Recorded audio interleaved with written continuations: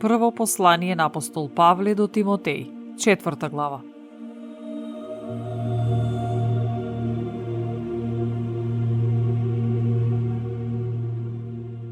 А Духот јасно зборува дека во последните времиња некои ќе отстапат од верата, слушајќи измамнички духови и злодуховски учења, преку лицемерството на оние што зборуваат лага и имаат догорена совест, кои забрануваат да се стапува во брак и наметнуваат воздржување од јадења што ги создал Бог, за да бидат употребувани од оние кои веруваат и ја познаваат вистината.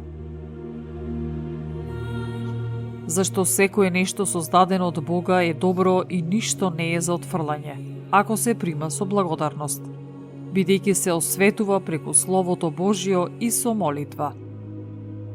Ова советувајм го на браќата и ќе бидеш добар служител на Исус Христос, хранет со зборовите на верата и на доброто учење што си го примил.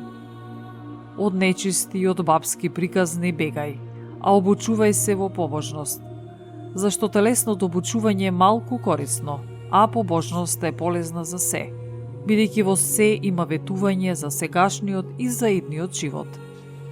Тие зборови се верни и достојни да бидат целосно прифатени. Затоа и се трудиме и се бориме, зашто се надеваме на живиот Бог, кој е спасител на сите луѓе, а посебно на оние кои веруваат. Ова препорачувај го и поучувај. Никој нека не ја презира твојата младост, туку на верните да им служиш како пример во слово, поведение, љубов, дух, вера и чистота. Додека дојдам, занимавај се со читање на писмото, со утешување и со поучување.